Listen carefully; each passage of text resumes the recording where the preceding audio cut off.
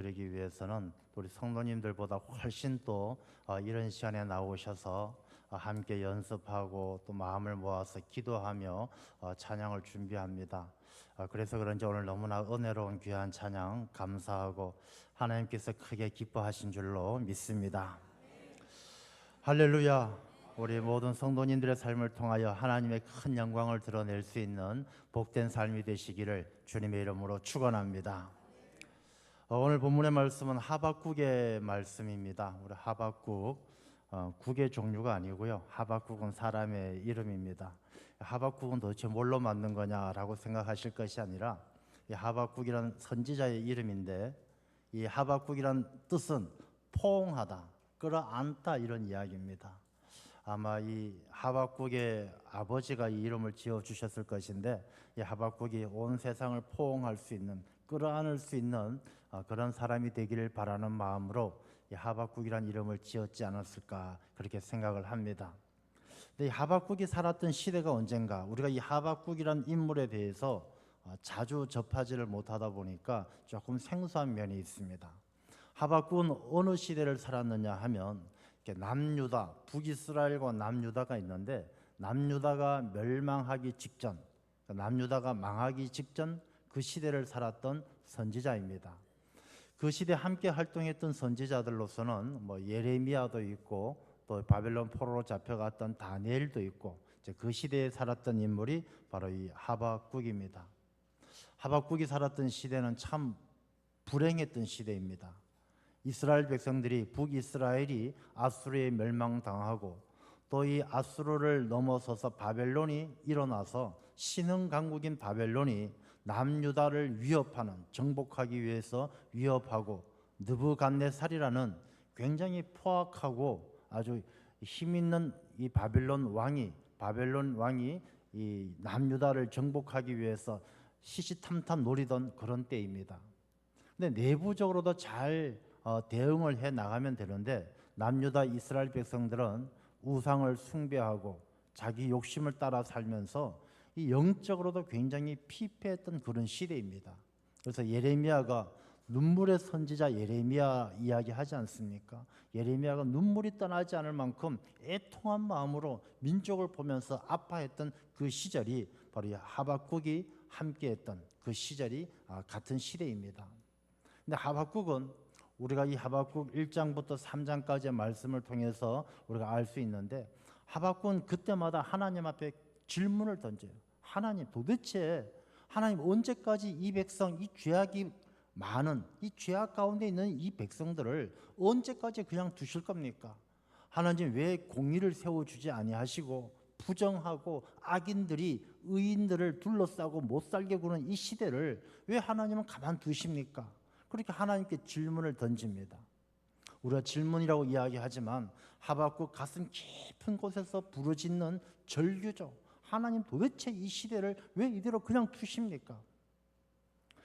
저는 이 하박국의 말씀을 이렇게 묵상을 하면서 우리가 살아가는 이 시대를 한번 생각해 봅니다.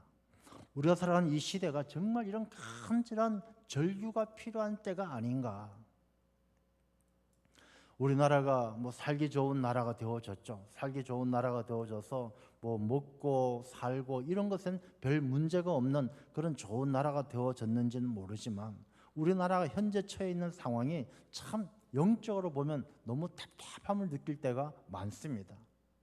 정치, 종교, 사회, 어느 것 하나가 우리에게 소망을 주고 희망을 주고 기쁨을 주는 것이 없어요.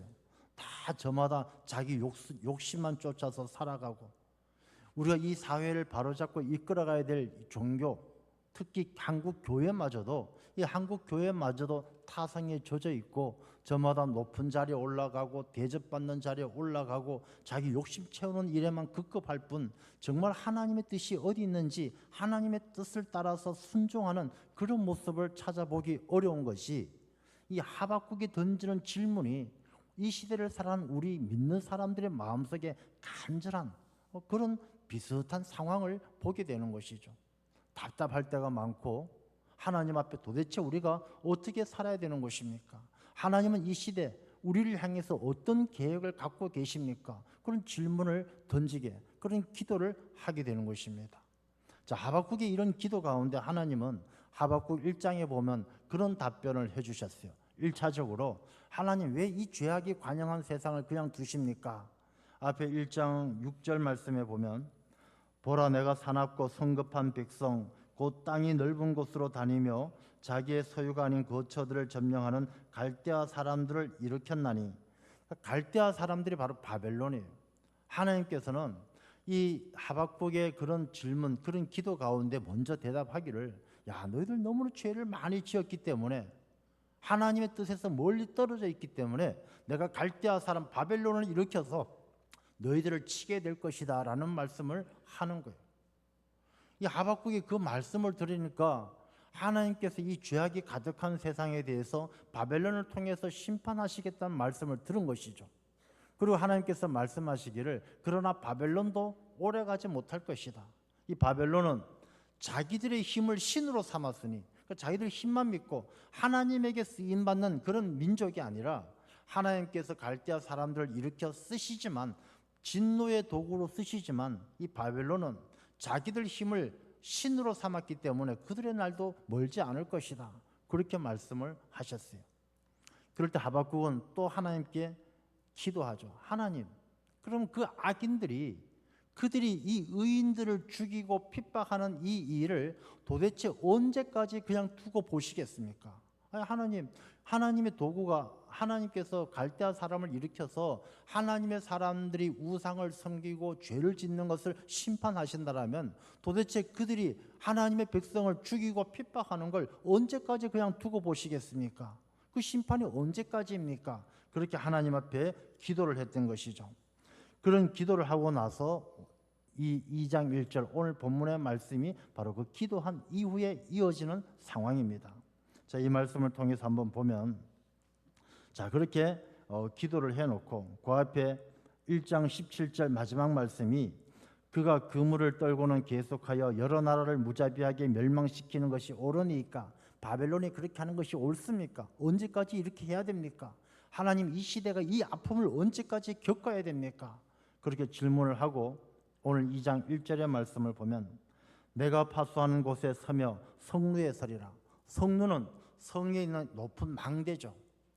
이 하박국이 하나님 앞에 그렇게 간절하게 기도하고 나서 너무너무 기대하는 마음, 하나님께서 어떻게 우리를 인도하시고 하나님께서 어떻게 응답해 주실까 사모하고 간절한 마음으로 성루에 올라가서 내게 무엇이라 말씀하시는지 기다리고 있는 것이죠. 하나님께서 도대체 나의 기도에 어떻게 응답하실까 기다리고 있는 것입니다. 그 기다리고 있는 하박국에게 2절 말씀에 하나님께서 대답하여 이르시되 너는 이 묵시를 기록하여 판에 명백히 새기되 달려가면서도 읽을 수 있게 하라. 야, 너 내가 하는 말 잘 듣고 모든 사람들에게 분명하게 알게 해라. 그렇게 말씀을 하는 것이죠. 그 말씀은 그 시대를 살아갔던 사람들뿐만 아니라 오늘 우리에게 주시는 말씀이기도 해요. 오늘 이 하박국에서 주시는 말씀이 우리가 분명히 새겨야 되는 어떤 말씀이 있는가? 자, 3절 말씀입니다. 3절 말씀에는 이 묵시는 정한 때가 있나니 그 종말이 속히 이르겠고 결코 거짓되지 아니하리라. 하나님께서 모든 것엔 종말이 있어요. 세상엔 영원한 것이 없어요.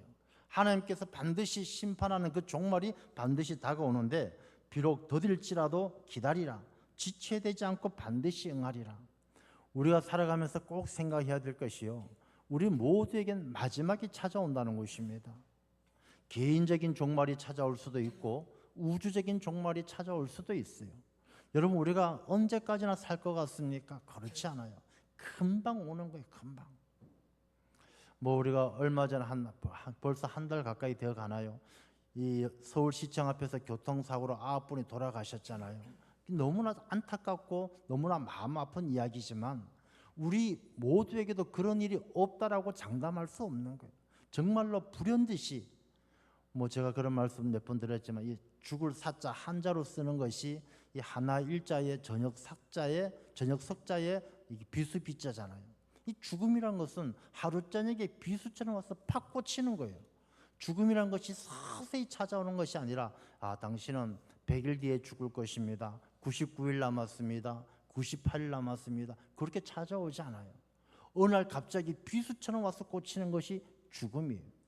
우리 모두에게 종말이 있다는 것을 잊지 말고 그 정한 때 반드시 임하게 될 그날을 위해서 우리가 지혜롭게 잘 준비해야 한다는 것입니다. 4절 말씀에 보면 보라 그 마음이 교만하여 그 속에 정직하지 못하나 의인은 그의 믿음으로 말미암아 살리라. 그래서 의인은 믿음으로 말미암아 살아야 된다는 것입니다. 이 시대가 죄악이 많고 우상을 숭배하고 이 어지러운 세상에 하나님께서 반드시 마지막 때가 임하게 할 것이니 우리가 어떤 세상을 살더라도 의인은 믿음으로 말미암아 살아야 된다는 것입니다. 자, 그러면 의인은 믿음으로 말미암아 살리라. 이 의인은 그의 믿음으로 말미암아 살리라 이렇게 말씀하셨는데 이 말씀엔 두 가지 의미가 있어요. 이것을 원어를 보게 되어지면 어떤 의미가 있냐면 믿음으로 말미암은 의인은 살리라 이런 의미가 첫 번째로 있어요. 그러니까 믿음으로 말미암은 의인은 이 말씀은 믿음 생활 잘한 하나님을 잘 믿는 믿음 생활한 의인은 영원히 살리라 영생을 얻겠다라는 교리적인 말씀이 있는 것이고 두 번째 의인은 믿음으로 살아야 한다라는 신앙의 윤리가 담겨 있는 말씀이에요. 그래서 의인은 그의 믿음으로 말미암아 살리라라는 것은 믿음으로 사는 의인은 영원히 구원받는 하나님 천국 백성이 된다라는 교리가 담겨 있고 또 이 땅에서 살아가는 믿음의 사람들은 의인들은 믿음으로 살아야 이 믿음으로 말미암아 의인들이 구원받을 수 있다. 교리와 신앙의 윤리가 같이 담겨져 있는 귀한 말씀이에요. 그래서 우리가 로마서에도 나오고 많은 곳에 나오지만 이 의인은 믿음으로 살리라 이 말씀을 중심으로 우리가 이 어려운 시대에 어떻게 살아야 되는가라는 것을 한번 함께 나누고자 하는 것입니다. 자, 그러면 믿음이란 게 과연 뭘까? 믿음은 우리 인생에 우리 삶에 있어서 어떤 의미가 있을까? 우리가 믿음 생활을 하고 있잖아요. 근데 하고 있는데 이게 믿음 생활인지 아닌지 잘 모르지만 하여튼 믿음 생활을 한다라고 하면서 믿음 생활을 하고 있습니다. 이 믿음이란 것은 우리 인생에 어떤 의미가 있느냐? 영국에 그런 속담이 있어요. 이 믿음에 대해서 믿음이 없다는 것은 곱비가 없는 말과 같다 이런 속담이 있어요. 그러니까 믿음이 없이 사는 사람은 곱비 풀린 말과 같다는 것이죠. 여러분 말에게 있어서 곱비라는 게 무엇입니까? 주인이 딱 타고 이 말의 곱비를 잡고 말이 어디로 가는지 조종하는 게 이 말의 곱비입니다. 그래서 주인이 말에 딱 타서 말의 곱비를 잡고 있으면 말은 불편해요. 말은 오른쪽에 막 물이 절절절 흐르고 뭔가 좋아 보이는데 그것을 쳐다보고 싶은데 주인은 가야 될 길이 머니까 곱비를 잡아당겨서 못 보게 하고 앞만 보면서 달려가게 만드는 것이 말의 곱비예요. 말의 입장에서는 불편하고 때로는 힘들어요. 주인이 말의 곱비를 잡고 말을 이리 당겼다 저리 당겼다 하니까 얼마나 불편하겠습니까? 근데 이 말이 주인이 그 곱비를 잡고 있기 때문에 이 말은 절벽에서 떨어지지도 않고 이 함정에 빠지지도 않고 자기 집까지 목적지까지 무사히 갈 수 있는 것은 주인이 말의 곱비를 잡고 있기 때문에. 자, 그러면 이 곱비가 믿음이다라는 이 영국의 속담을 생각해 보면 우리 인생에 있어서 이 믿음이란 것이 때로는 불편하고 아주 힘들 때가 있어요. 야, 내가 뭘 하고 싶은데 내가 하고 싶은 대로 하고 싶은데 이 믿음이 하나님께서 나를 붙들고 있는 그 믿음은 내가 하나님을 믿는 것 같지만 이 믿음은 하나님께서 내게 주신 선물이에요. 곱비는 말이 채우는 것이 아니라 주인이 채우는 거예요. 그래서 우리가 믿음 생활하는 것은 내가 하나님을 잘 믿는 것 같지만 그렇지 않아요. 하나님께서 믿을 수밖에 없도록 하나님께서 믿음의 곱비를 우리에게 채워주신 거예요. 그래서 우리가 하나님께서 그 믿음의 곱비를 우리에게 채워주시고 하나님께서 딱 붙들고 있어야 우리가 저 죄악에 빠지지도 않고 세상의 유혹에 빠지지도 않고 하나님 나라를 향해서 달려갈 수 있도록 만드는 것이 바로 믿음이고 말의 곱비와 같은 것이 믿음이라는 것입니다. 여러분 우리가 의인은 믿음으로 말미암아 살리라라는 말씀의 의미를 조금 느낄 것 같아요.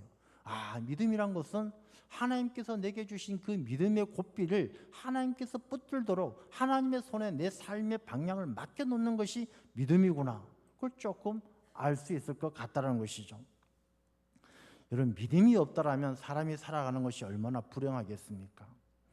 믿음 없이 고삐 없이 살아가면 막 천방지축 가고 싶은데 다 가고 행복할 것 같죠. 한번 이렇게 생각해 보겠습니다. 아이가 태어나서 자라면서 부모 밑에서 교육을 받는데 부모를 못 믿어요. 우리가 우스갯소리로 그러잖아요. 아버지가 뜨거운 국 한 그릇 한 숟가락 떠먹고 시원하다 그러면 애가 뭣도 모르고 따라 먹었다가 시원하기는 그냥 뜨겁잖아요. 믿을 놈이 없네 막 그랬다잖아요. 그런 것처럼 만약에 부모를 못 믿는다고 한번 생각해 보세요. 부모님이 야 너 이렇게 살지 마라. 못 믿어요. 부모가 나쁜 짓 도적질 하지 마라. 못 믿어요.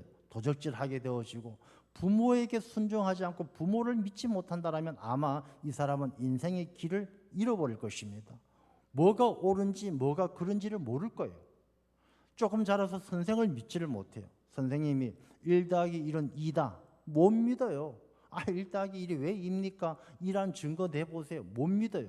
그럼 이 사람이 얼마나 바보스럽고 무지하게 되어지겠습니까? 배우자를 못 믿어요.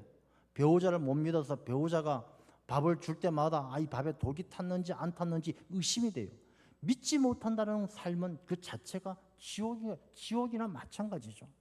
하물며 하나님을 믿지 못한다고 생각한다면 그 사람은 인생의 의미를 알지 못하는 거예요.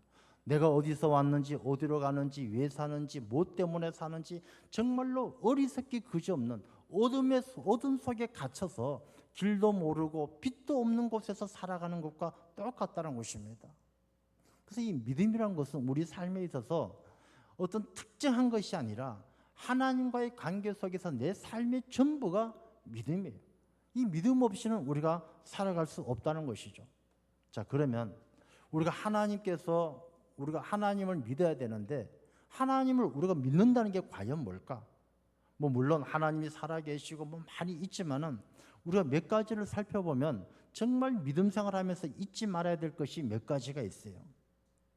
예레미야서 29장 11절 말씀을 읽어보겠습니다.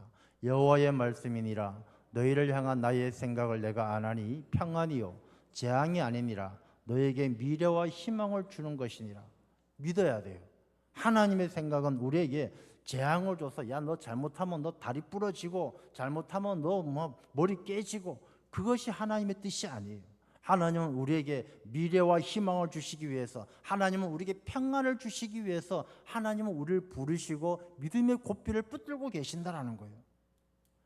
여러분들 인생을 살아가면서 힘들고 어려운 일들 많이 있지만 저 하나님께서 붙드신 고삐 하나님은 우리를 향해서 평안을 주시고 미래와 희망을 주시는 분이시라는 것을 믿는 사람은 어떤 고난도 이겨내게 될 줄로 믿습니다. 우리 그것을 믿어야 돼요. 로마서 8장 28절의 말씀을 읽겠습니다. 우리가 알거니와 하나님을 사랑하는 자 곧 그의 뜻대로 부르심을 입은 자들에게는 모든 것이 합력하여 선을 이루느니라. 믿어야 되는 거예요. 하나님은 하나님께 부르심을 입은 자들이에요. 우리가 하나님을 찾아간 게 아니라 하나님께서 우리를 부르셨는데 그 부르심을 입은 자들에게는 하나님께서 모든 것을 합력하여 선을 이루어 가셔요. 지금 당장 힘들고 어려운 일이 있는 것 같지만 세옹지마란 말이 있잖아요. 그 어렵고 힘든 일이 하나님은 결국은 선하게 하나님께서 기뻐하시는 열매를 맺어갈 수 있도록 하나님께서 이루어 가시는 분이 하나님이셔요. 우리가 그 믿음이 있어야 돼요. 하나님은 합력하여 선을 이루시는 분이다. 야고보서 1장 12절의 말씀을 한번 읽어보겠습니다. 시험을 참는 자는 복이 있나니 이런 시련을 견뎌낸 자가 주께서 자기를 사랑하는 자들에게 약속하신 생명의 면류관을 얻을 것이기 때문이라. 시험을 참는 자, 시험을 이겨내는 자는 하나님께서 생명의 면류관을 주시는 분이신 줄로 믿어야 돼요. 여러분, 믿음이라는 것이 막연한 것이 아니라 하나님 어떤 분이신지, 하나님은 내게 평안을 주시는 분이시고 하나님께서 내게 하나님께서 피할 길을 인도하시는 분이시고 하나님이 어떤 분이신지 합력하여 선을 이루시는 분이라는 것을 믿어야 되는 것입니다. 여러분, 욥이라는 인물이 있어요. 욥은요 애매하게 고난을 당하잖아요. 크게 잘못한 것이 없는데 병도 걸리고 자녀들도 죽고 재산 다 잃고 그렇게 어려움을 당합니다. 이 욥기 23장에 보면 그렇게 이야기해요. 내가 앞으로 가도 하나님이 없고 좌로 가도 없고 우로 가도 없고 하나님이 내겐 없는 것 같습니다. 그러나 내가 23장 욥기 23장 10절 한번 읽어보겠습니다. 그러나 내가 가는 길을 그가 아시나니 그가 나를 단련하신 후에는 내가 순금같이 되어 나오리라. 지금 당장은 견딜 수 없는 고통이었지만 하나님께서는 반드시 내 길을 아시고 나 이 시련을 통해서 연단시킨 후에는 순금같이, 하나님께서 순금같이 나를 귀하게 높여주실 것이다. 이 그런 믿음을 가지고 있었던 것이죠. 칼 바르트라는 유명한 신학자가 있습니다. 이 신학자는 믿음에 대해서 이렇게 이야기합니다. 믿음이라는 것은 결단과 선택의 삶이다. 믿음이란 것은 결단과 선택의 삶이다. 믿음은요, 내가 머릿속에서 하나님이 이런 분이고 하나님을 알고 하나님을 믿는다, 그래 나 앞으로 하나님 믿는다 하고 머리로만 하는 것이 아니에요. 마음으로 나 하나님 믿는다, 내가 믿는다, 마음으로만 갖고 있는 것이 아니에요. 믿음은 선택이고 결단이에요. 선택과 결단의 삶이 믿음이라는 것입니다. 12명의 정탐꾼이 광야에서 가나안 땅을 정탐하러 갑니다. 그 중에 10명은 갔다 오면 우리 가면 죽습니다. 이 10명의 정탐꾼에 가면, 그곳에 가면 거인들이 많고 우리는 그들 앞에 메뚜기 같고 가면 죽습니다라고 이야기하는 것이, 이들은 믿음이 없기 때문이에요. 하나님께서 우리에게 미래와 희망을 주시는 분, 하나님께서 피할 길로 인도하시는 분, 하나님께서 합력하여 선을 이루시는 분이란 믿음이 없고 자기 두려움 때문에, 자기 안목 때문에 두려워서 못 가는 거예요. 그러나 여호수아와 갈렙은 달라요. 여호수아와 갈렙은 선택과 결단, 하나님께서 우리에게 저 땅을 주신다는 믿음을 가지고 선택하고 결단하고, 그들은 우리의 밥이다, 용기 있게 나아갈 때 여호수아와 갈렙은 약속의 땅에 들어가서 그 땅을 차지하는 거예요. 여러분, 믿음은 선택과 결단이에요. 아는 것이 아니고 느끼는 것이 아니고, 알고 느끼는 것을 내 삶 속에서 선택하고 결단할 때 그것이 바로 믿음으로 살아가는 거예요. 전주 예수병원을 세웠던 클레임 목사님이 계셔요. 이분이 시골 농촌에서 목회할 때입니다. 이 교인들 가운데 어느 날 장례가 났어요. 이 청소년인 아들이 바닷가에 보트 놀이를 갔다 보트가 뒤집어져서 죽었어요. 근데 그날 공교롭게도 집에 있던 어머니가 일을 하다가 부엌에서 불이 나서 어머니가 죽었어요. 엄마와 아들이 동시에 하루에 죽었어요. 그 장례를 치러야 되는데 목사님이 얼마나 힘드시겠습니까? 저도 장례를 많이 치러보지만 정말 가서 아무 말 못하는 장례들이 있어요. 뭐가 위로가 되겠습니까? 하루아침에 아내가 죽고 아들이 죽었는데 그 남편에게, 아버지에게 무슨 위로가 되겠습니까? 그때 클레임 목사님이 장례식장에서 그렇게 이야기했습니다. 말씀을 전하실 때, 유족인 당신에게는 두 가지 선택이 있습니다. 하나님을 미워할 수 있습니다. 당신이 하나님을 미워할 이유가 충분합니다. 하루아침에 아들도 죽고 아내도 죽고 당신이 하나님을 미워할 이유도 충분합니다. 그리고 당신이 하나님을 경외하며 감사할 이유도 충분합니다.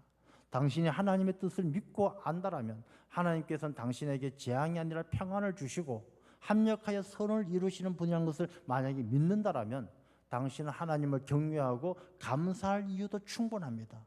이제 당신은 둘 중에 하나를 선택하시면 됩니다. 그렇게 말씀을 전했어요. 여러분, 이 말씀은요, 우리 모두가 깊이 생각하게 하는 말씀이에요. 우리가 하나님을 믿지 않을 이유도 많아요. 하나님 내 눈에 안 보여요. 하나님 내 기도 안 들어주셔요. 하나님께서 내게 사업 대박 나게도 안 해주셔요. 안 믿을 이유도 많아요. 그러나 하나님 믿어야 될 이유가 또 많아요. 내가 나의 나 된 것은 다 하나님의 은혜예요. 내가 하나님 건강 주신 것 하나님의 은혜예요. 내가 찾아보면 하나님께서 하나님 믿어야 될 이유가 너무도 많아요. 자, 안 믿어도 될 이유가 있고 믿어야 될 이유가 있다라면 믿음의 사람들이란 것은 무엇을 말하는 것이겠습니까? 믿어야 될 이유를 선택하는 사람이 믿음의 사람이에요. 여러분, 의인한 것이 특별한 사람들이 아니에요. 대단한 사람들이 아니에요.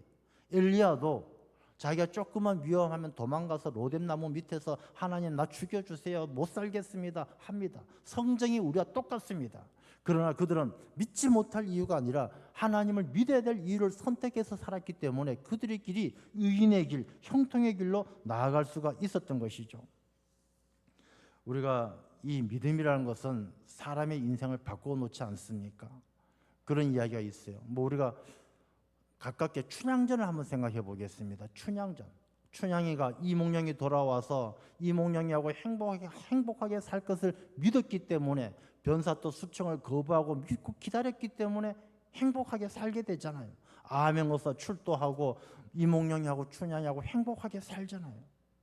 여러분, 믿고 기다리는 것이 사람과 사람의 약속을 믿었을 때에도 이렇게 큰 행복이 주어지는데, 우리가 하나님과 나하고의 약속을 믿고 살아가는 사람들은 하나님께서 그 사람을 얼마나 복되게 하시겠습니까? 잠언서에 보면 그런 말씀이 있습니다. 잠언서 3장 33절의 말씀 읽어보겠습니다. 악인의 집에는 여호와의 저주가 있거니와 의인의 집에는 복이 있느니라. 하나님의 약속을 믿고 사는, 믿음으로 사는 사람에겐 하나님께서 그 의인의 집엔 복을 주신다는 것입니다. 잠언서 4장 18절입니다.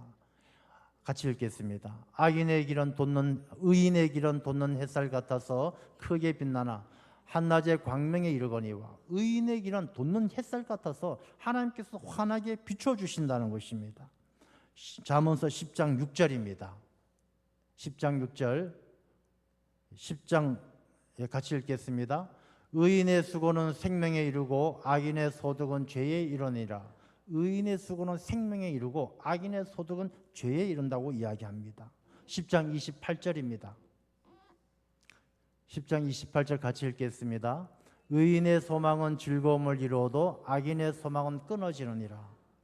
보세요. 하나님께서 믿음으로 사는 의인은요, 그 소망에도 함께하고 그 길에도 함께하고 그 가정에도 함께 하시는 거예요.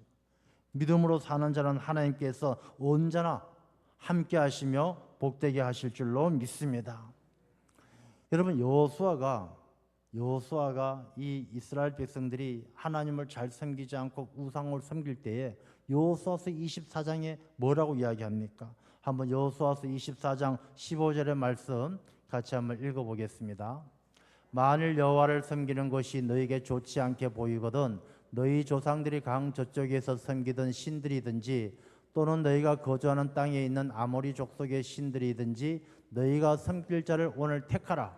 오직 나와 내 집은 여호와를 섬기겠노라 하니. 믿음이란 것은요, 선택이에요. 우리가 세상의 즐거움을 선택하고 우상을 선택하고 아니면 오직 나와 내 집은 여호와를 섬기겠노라, 이 길을 선택하는지. 여러분, 우리가 많은 이 시대가 어렵다고 이야기합니다. 죄도 많고 여러 가지 문제도 많고 많이 어렵다고 합니다. 그럼 우리가 어떤 선택을 해야 되겠습니까? 우리가 사회 나가서 막 촛불 들고 돌 던지고 그런다고 세상이 달라지겠습니까? 여러분, 이 세상의 사람들의 삶이 복되기 위해서는 우리가 오직 나와 내 집은 여호와를 섬기며 믿음으로 살아갈 때 의인의 길을 햇살처럼 비춰주시고 의인의 가정을 복되게 하시고 의인의 입술을 아름답게 만들어주시고 하나님의 은혜가 임할 줄로 믿습니다. 자, 의인은 하나님이 내게 재앙이 아니라 평안을 주시는 분이시고 미래와 희망을 주시는 분이시고 합력하여 선을 이루어 가시는 분이시고 피할 길로 인도하시는 분이 하나님이신 줄로 믿고 선택하고 결단하는 거예요. 그 다음에 선택과 결단이 있으면 그분에게 내 삶을 위임하는 거예요. 맡겨드리는 거예요. 어떤 여자 선교사님이 젊었을 때 자기 자신은 선교사가 되는 게 꿈이었어요. 그래서 저 아프리카 어느 섬에 가서 평생을 선교합니다. 선교해서 정말 자기가 선택한 그 길에 열심히 헌신하고 희생하다가 나이가 한 60쯤 돼서 늙고 병들어서 고향에 돌아옵니다. 고향에 돌아와서 병이 들어서 고향에 돌아왔는데 침대에 누워서 잠을 자려니까 기가 막혀요. 자기가 평생을 섬에 가서 선교한다고 했는데 이제 60세가 되고 보니까 병들고 남편도 없고 자녀도 없고 가진 것도 없고 아무것도 아닌 자기 인생이 기가 막히는 거예요. 그래서 엉엉 울었어요. 도대체 내 인생이 뭔가 이렇게 허무할 수가 있나. 그렇게 엉엉 울다 보니까 아픈 몸이 더 아픈 거예요. 그리고 며칠 지나다가 어느 날 이렇게 자다가 저녁에 이렇게 울다가 이제 기도하는 가운데 갑자기 불현듯이 이런 생각이 들었어요. 그 선교사로 내가 갔던 것이 내가 평생을 선교하고 싶었던 내가 원해서 갔던 길이 아니었던가, 그 생각이 들기 시작하는 거예요. 하나님께서 보내셨다기보다는 자기가 선교사를 가고 싶었고 헌신하고 싶고 희생하고 싶고, 이때까지 가만히 생각해 보니까 자기가 하나님 앞에 간절히 기도해서 하나님의 뜻대로 살았던 것이 아니라 자기는 하나님의 일인 줄 알았는데 돌아보니까 자기 생각이었던 거예요. 자기가 가고 싶었고 자기가 하고 싶었고 늘 자기 생각대로 살아왔다는 사실을 불현듯이 깨달은 거예요. 그러고 나서 기도하기를, 하나님, 나는 하나님의 종으로 산다는 것이 하나님의 뜻인 줄 알았는데 자기 선택이었고 자기 생각이었다는 것을 깨닫게 된 거예요. 그리고 기도하기를, 하나님, 이제 내가 남은 여생이라도 내 생각, 내 뜻이 아니라 하나님의 생각, 하나님의 뜻대로 살게 나를 사용해 주시옵소서. 내가 지금 병들어서 죽게 생겼는데 죽여도 좋고 살려도 좋고, 이제 난 내가 아니라 하나님에게 내 모두를 다 드리니 이제 하나님 마음대로 하세요. 여러분, 우리가 이런 믿음을 딱 가지게 되면요, 놀라운 일이 일어나는 것입니다. 왜냐하면 내가 감당할 수 없는 문제를 하나님에게 싹 다 맡겨버리면 이젠 그 문제가 누구의 문제입니까? 하나님의 문제가 되기 때문에 하나님께서 발등에 불 떨어진 거예요. 하나님께서 이 사람을 쓰시기 위해서는 살려야 되고 고쳐야 되고 새 힘을 주셔야 되는데, 하나님께서 안 쓰신다라면 포기하시겠지만 하나님의 문제가 되는 거예요. 이 여자 선교사님이 그렇게 기도했더니 마음이 평안하고 이제는 뭐가 죽어도 좋고 살아도 좋고 걱정이 없어지더라는 것입니다. 그랬더니 입맛이 살아나고 음식도 맛있고 잘 먹다 보니까 힘도 생기고 건강을 회복해서 다시 하나님의 일에 충성을 다하는 귀한 일꾼이 되었다는 것입니다. 여러분, 의인이 믿음으로 산다는 것은 선택과 결단이고, 선택과 결단 다음엔 자기 자신을 하나님에게 위임하는 거예요. 하나님, 내 힘, 내 능력으로 안 됩니다. 하나님께 모든 것을 맡기겠습니다. 그렇게 위임하는 거예요. 그랬더니 하박국이요, 뒤에 하박국 3장 2절의 말씀을 보면 3장 2절 같이 읽어보겠습니다. 여호와여, 내가 주께 대한 소문을 듣고 놀랐나이다. 여호와여, 주는 주의 일을 이 수년 내에 부응하게 하옵소서. 이 수년 내에 나타내시옵소서. 진노 중이라도 긍휼을 잊지 마옵소서. 수년 내에 부응하게 하옵소서. 부응이란 말은요, 다시 살린다란 말이에요. 다시 살린다. 여러분, 우리가 부흥 이야기 많이 합니다. 부흥은요, 사람이 많아지고 교회가 커지는 게 부흥이 아니라 죽었던 내 심령이 다시 살아나는 게 부흥이에요. 부활한다는 것이 내 심령이 살아나야 되지 사람이 많아지는 것이 부흥이 아니에요. 그 부흥은 심령이 살아나고 심령이 뜨거워지면 저절로 다 사람도 많아지고 많은 사람들이 일어나게 되어져 있어요. 장작불이 그렇지 않습니까? 장작불이 불이 붙으면은 이 불이 장작 하나가 이 불쏘시개로 불을 붙여서 불이 잘 붙기 시작하면 옆에 있는 불들은 저절로 다 붙게 되어져 있는 거예요. 내가 불이 붙지 않으면, 불쏘시개가 장작 하나를 살리지 못하면 아무리 장작 더미가 있어도 불이 안 붙는 거예요. 부흥이란 것은 내 심령이 다시 회복되어지고 살아나는 일인 줄로 믿습니다. 그게 부흥의 불길이 시작이에요. 17절의 말씀, 하박국 3장 17절의 말씀을 같이 한번 읽어보겠습니다. 비록 무화과 나무가 무성하지 못하며 포도나무에 열매가 없으며 감람나무에 소출이 없으며 밭에 먹을 것이 없으며 우리의 양이 없으며 외양간에 소가 없을지라도 나는 여호와로 말미암아 즐거워하며 나는 구원의 하나님으로 말미암아 기뻐하리로다. 아멘. 하박국이 의인은 믿음으로 말미암아 살리라는 말씀을 깨달아 알고 저런 고백을 하는 거예요. 믿음으로 사는 사람은 무화과 나무가 있어서 사는 게 아니에요. 포도나무가 있어서 사는 게 아니에요. 우리의 양도 없고 외양간에 소가 없어도, 다 가진 것이 없을지라도 무엇 때문에? 여호와로 말미암아. 하나님은 내게 평안을 주시는 분이시고, 하나님은 합력하여 선을 이루어 가시는 분이시고, 하나님은 내게 피할 길을 주시는 분이시고, 하나님은 죽은 자도 살리시는 분이, 그 하나님이 나와 함께 하시기 때문에 하나님 한 분만으로 즐거워하고 기뻐하며 살아가는 것, 그것이 바로 믿음으로 살아가는 의인의 삶인 줄로 믿습니다. 여러분, 이 시대가 많이들 한국 교회를 향하여 손가락질도 하고 기독교인으로 살아가는 것이 녹록하지 않은 그런 시대입니다. 그게 왜 그러겠습니까? 우리가 믿음으로 살지 않기 때문에 그래요. 믿음이 아니라 세속주의에 따라가고 세상의 즐거움을 따라 살아가고 물질을 따라 살아가기 때문에 그렇게 되는 것이죠. 우리가 믿음으로 살아간다라면 무화과 나무가 없어도 외양간에 소가 없어도 우리의 양이 없어도 하나님 한 분만 있으면 행복하고 즐거운 그 믿음으로 살아갈 때 우리가 하나님의 백성들이 세상을 아름답게 만들어가고 이 땅 가운데 하나님의 뜻이 이루어질 수 있는 그 일에 쓰임받는 하나님의 일꾼이 될 줄로 믿습니다. 믿음으로 살아가는 하나님의 종들이 되시기를 축원합니다. 하나님 아버지 감사합니다. 의인은 믿음으로 말미암아 살리라 하신 하나님의 음성을 듣습니다. 우리가 하나님을 믿는 주의 백성이라고 이야기하면서 정작 믿음으로 살지 못했던 죄들이라는 것을 깨닫습니다.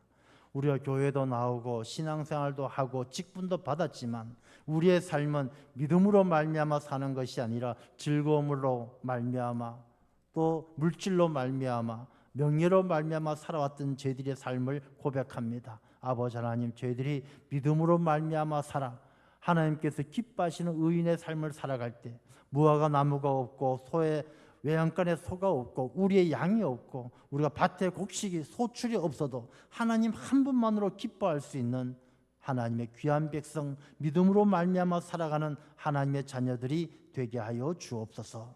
예수님 이름으로 기도드리옵나이다. 아멘.